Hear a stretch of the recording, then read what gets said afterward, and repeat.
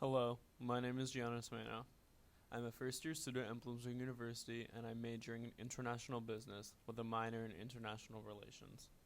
Today I will be talking about global shipping choke points and threats to each. In this presentation, I am going to explain what a shipping choke point is, where the most important choke points are located, who it is controlled or influenced by, what disruptions in shipping traffic could cause, and what solutions there are to these individual issues. Also sometimes called a bottleneck, a shipping choke point is a maritime passageway through a critically important waterway, such as a strait. These straits are particularly vulnerable since they are narrow passages of water that connect two larger bodies of water. This means that the number of ships able to traverse the passage is significantly lower and also takes more time than ships on the open ocean. They are also easily blockaded by a hostile naval force, and in addition can be manipulated by groups on land surrounding the strait. Whether we realize it or not, our daily lives hinge on the global shipping industry. With the advent of international trade and cooperation, shipping is the most effective way of moving goods across the world. Although consumers, businesses, and governments all depend on the delivery of these goods in a timely manner, threats to global shipping are only growing, with recent examples such as the Ever Given ship getting stuck in the Suez Canal or the many attacks on international shipping in the Red Sea. It is imperative that one understands the threats facing each of these crucial waterways, how to deal with these threats, and how disruptions in shipping can affect society and normal life for us all. For the purpose of this presentation, I created three main groupings of choke points. They are the main choke points, which are those that are the most crucial and handle the largest amount of global trade. Next are the Middle Eastern choke points, those located near the petroleum-rich countries of the Middle East in which a large amount of oil and gas products are shipped through. And then lastly are the Russian choke points, grouped together as they all constrict Russian maritime access and are important for inland bodies of water. There are also many more choke points throughout the world. These are just a few of the most important. So now let's take a look at each. The Suez Canal is one of the most instantly recognizable feats of human engineering, and has been crucial for movement and trade from Europe to Asia since its construction. The canal physically separates and marks the point between the continents of Asia and Africa, with the Sinai Peninsula on the Asian side and the Egyptian mainland on the African. The Suez Canal is a man-made canal that revolutionized trade and global connections since its inception. It was built by the Paris-based Suez Canal Company starting in 1859 and lasting until 1869. It was officially controlled by the Egyptians, but was de facto controlled by powerful and wealthy British and French shareholders. It was later nationalized by Egypt in the 1950s after it gained full independence and played a central role in the several Arab-Israeli wars that followed. Today, the main actors in the region of the Suez are Egypt, as they control the canal and depend greatly on its revenues to fund its government; the U.S., who acts as the world policeman to promote free trade and open navigation of the ocean; Saudi Arabia and the Gulf states, because they massively depend on oil and gas exports to the Red Sea and Suez Canal; Israel, who is a great power of the region and has a vested interest in keeping the Suez open and flowing with trade; and lastly, Europe, who perhaps depends the most on the Suez Canal, due to the large amount of petroleum exports that flow from the Middle East and supply the needs of European consumers. And this has only become more important for Europe since they turned away from Russian gas and oil following the invasion of Ukraine. The main threats facing the Suez today are of a blockade by a hostile naval force, attack by a terrorist group, and backup or stoppage of ships in the waterway. Canals, by design, are inherently vulnerable to blockade, meaning that even a modestly sized naval force would be capable of blocking ships from using the canal. The region surrounding the Suez Canal is known for its political instability, numerous wars, and loose state control, meaning that many separatist and terrorist groups heavily operate in the region. These groups would be capable of leveraging the crucial waterway and essentially holding it hostage to make political gains. In addition to these, the Suez has been shown to be susceptible to ships running aground and getting stuck in the canal. This actually occurred in 2021 when a massive cargo ship called the Ever Given became lodged in a narrow point of the canal. According to the BBC, it has been estimated that $9.6 billion of trade were lost every day the canal was blocked. Around 12% of the world's shipping passes through the Suez every single year, and there have been talks about over-reliance on its use, with the possibility of other canals being constructed. From this, we can see that disruptions in the canal can manipulate the supply and demand of oil resources and block a crucial through point for both military and economic maritime purposes. In the future, to help with these potential threats, peace and cooperation between actors in the region is crucial. An expansion of the canal would also be a step that can be taken, along with the possibility of another canal being dug from the Red Sea to the Mediterranean through Israel. The Panama Canal, much like the Suez, is widely known for its engineering marvel and importance to the global economy. The canal is in Central America and physically marks the point between the continents of North and South America. The Panama is a man-made canal that utilizes a lock system to lift ships up to lake level to travel along the canal and then back down to sea level at the end. It is seen as the Suez of the New World and revolutionized trade, particularly for the United States, which can now easily transport ships from its west to east coasts. Construction of the canal was started in 1881 with the French and was inspired by their successful construction of the Suez Canal. Although initially promising, construction efforts quickly ground to a halt due to disease, flooding, and landslides, with over 20,000 worker deaths. After this French failure, the United States continued construction of the canal until it was eventually opened in 1914. The canal went on under the control of the U.S. until 1999 when it was handed back over to Panama. Today, the main actors in the region of the Panama Canal include Panama, as they currently control the canal and depend greatly on its revenues to fund its government; the United States, as the Panama Canal allows it to rapidly move ships from its heavily populated yet separated coasts, which is important both militarily and economically; and then lastly, the other countries of Latin America, which also depend greatly on the canal for trade. The main threat facing the Panama Canal is Mother Nature, and in particular, droughts in and around the canal zone. Due to the difference in elevation along the canal route, a system of locks and levees are used. This system requires that massive quantities of water be pumped in and out to raise and lower massive ships along their journey through the canal, and requires significant reserves of fresh water to be able to be used. This has usually been fulfilled by the high rainfall in the tropical region that has settled into the man-made Lake Gatun and other lakes that have fed the canal for decades. In recent years, however, global warming and increasing droughts in the region have exposed this crucial vulnerability and led to shortages of water. The Panama Canal Authority has been forced to continuously reduce the amount of ships able to transit the canal each day. The canal is also able to be easily blockaded by a hostile naval force in case of war, although this is extremely unlikely due to the prominence of the U.S. Navy in the region. When speaking of the U.S. Navy, the Panama Canal is also critically important for their logistics and ability to redeploy quickly. Disruptions in the canal can disrupt maritime connections between the U.S. East and West coasts, significantly increasing the price of goods and making logistics a nightmare. The canal handles about 5% of global shipping traffic, but a staggering 40% of U.S. global shipping traffic. This crippling dependence has begun to be realized, and many solutions and alternatives have come forward. And solutions to the issue started expanding the canal and including water desalination plants that could supply the canal and lakes with much needed water. There have also been several proposals for alternate canals in the region. These include the other closest points of the Pacific and Atlantic in southern Mexico and Nicaragua. Although proposed, none of these canals have seen progress made, with the Panama Canal remaining the only option. The Strait of Malacca is perhaps the most crucial artery in global trade and handles the most traffic of any other choke point on this list.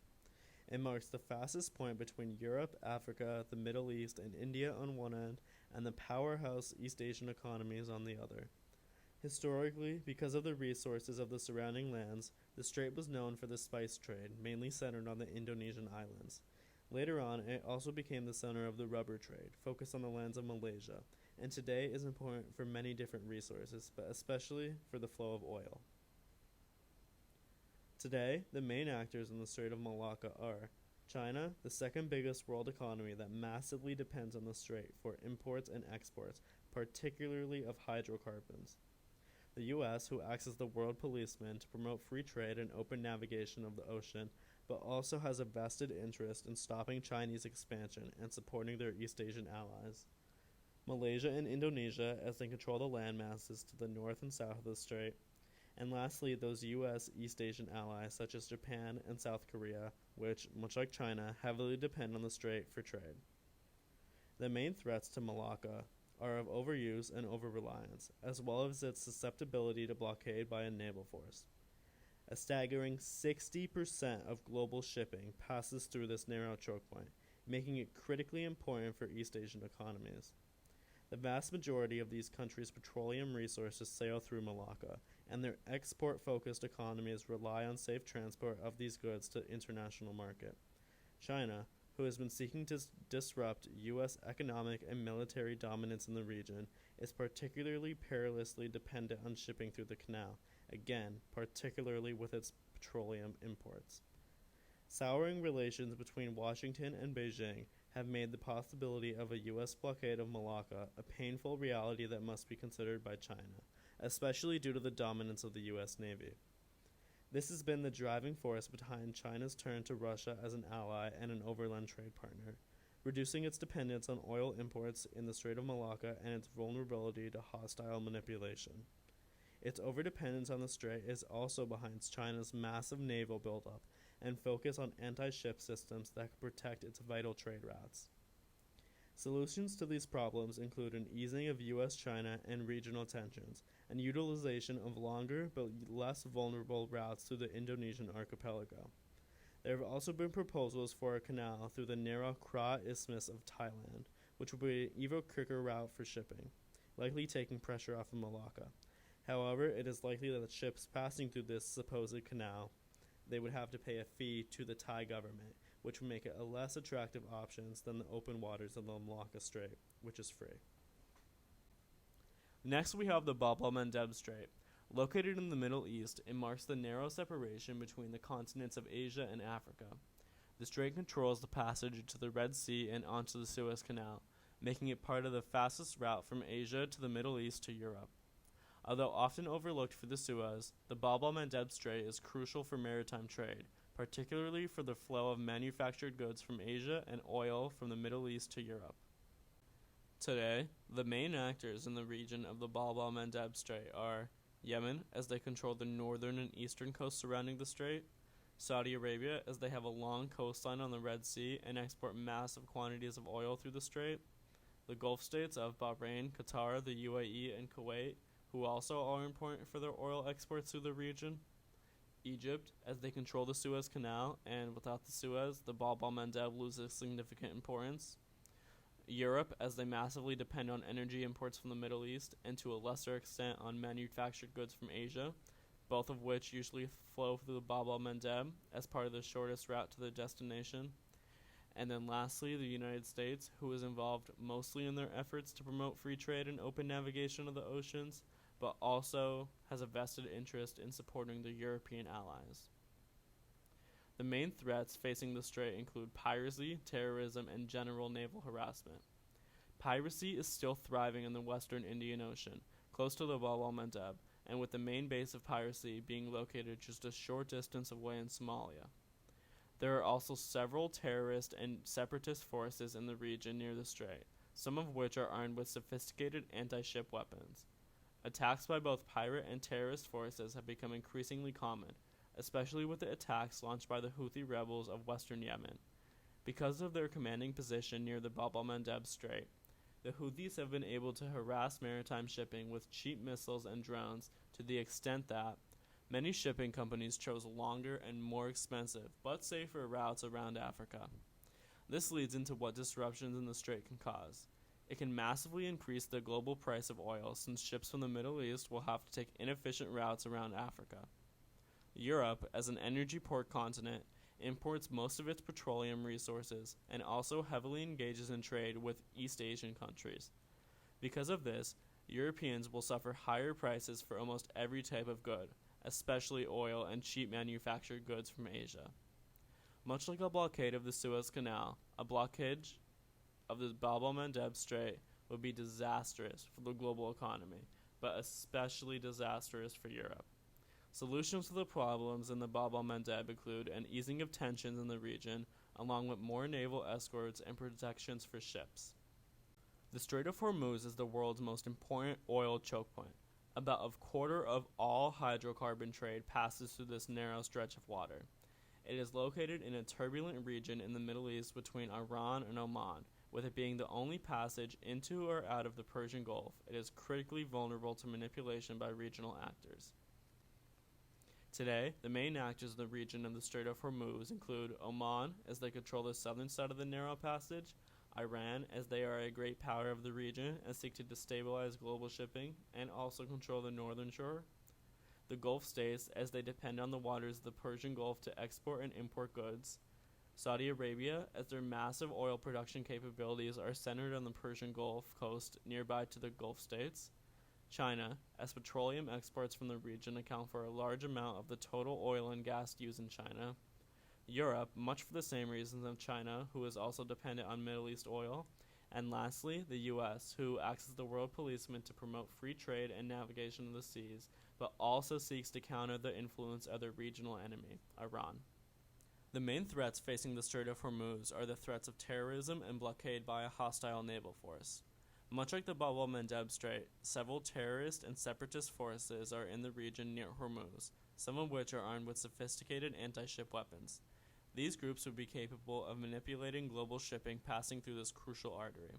Another grave threat of conflict is between Iran and Western countries, with Iran leveraging their relative position to the strait to disrupt the shipping of oil and gas through the region. This is of particular concern to Europe and China, who both heavily rely on petroleum exports from the region. In recent years, there have been several attacks on and takeovers of oil freighters operating in the strait near to Iranian waters. These attacks shocked the global price of oil and angered many countries, especially the United States. Hormuz is particularly vulnerable since there is only one way in and one way out of the strait. It is also particularly important for the global trade of oil and gas due to the large amount of reserves nearby. The main solution to the problem is reducing Iran-Western tensions, which would significantly reduce the threats of disruption in the strait. Reducing dependency on Middle Eastern petroleum, particularly in China and Europe, would also help to minimize the effects the blockage of the strait would have. Next up are the Turkish Straits, which are made up of the Dardanelles Strait and the Istanbul Strait. They are located between the Anatolian Peninsula and European Turkey, and mark the physical point between Europe and Asia. The straits are crucial as they allow passage of ships into and out of the Black Sea, a large inland body of water surrounded by many countries. Historically, control of the straits have allowed powers to contain and prevent the expansion of the Russian Navy. Today, it is important for petroleum exports from Russia, as well as trade that flows from the Danube River, effectively giving landlocked countries of Central Europe a way to join a maritime trade. Today, the main actors in the region of the Turkish Straits are Turkey, as they directly control the strait and seek to spread their influence in the region, Russia, as they depend on the straits for exporting petroleum from the Black Sea region, the U.S., again seen acting as the world policeman, promoting open access to the ocean, and lastly, Europe, as they have a vested interest in keeping the straits open, especially to allow for the passage of ships from and to the Danube. The main threats facing the strait are those of blockade and overdependence. The Danube is a navigable river that runs into the center of Europe and empties into the Black Sea, allowing traditionally landlocked countries to enjoy the benefits of ocean access. Since the Turkish Straits are the only passage into or out of the Black Sea, a blockade by a hostile naval force would be relatively easy to accomplish and will cripple the countries of the Black Sea and inland Europe alike. Russia, in particular, depends on the strait to transport its abundant oil and gas to the world market, meaning a blockade will be financially devastating for the great power. As a member of NATO, Turkey enjoys the military support of the United States, but crucially its navy. Should hostilities break out between Russia and the West, the U.S. would be capable of bottling up the Russian Navy and preventing any oil from reaching its destination. Solutions for these issues include a proposal for a new Istanbul Canal, which would greatly expand the capacity of the existing strait and allow for a greater quantity and size of ships to transit the canal daily. De-escalations of Russia-West and Russia-Turkey relations would also help to reinforce security in the region of the Turkish Straits. The Danish Straits are located in northern Europe between Denmark's Jutland Peninsula and the Danish islands of the Baltic Sea. It separates mainland Europe from Scandinavia and marks the only point of passage into the Baltic Sea. Because of this, these straits are crucial for ocean access for nearby countries and have historically stalled the development of large naval forces in the region. Today, the Danish Straits are important for oil and gas exports, with large quantities of mostly Russian oil being shipped through the straits and onto the international market daily. Today, the main actors in the region of the Danish Straits are Denmark, as they wholly control the straits and historically have benefited greatly from this position, Russia, as they depend on their Baltic ports to export large quantities of oil and gas and to project naval power in the region, and lastly Europe, as several countries depend on the Baltic Sea for ocean access and because Denmark is a part of NATO.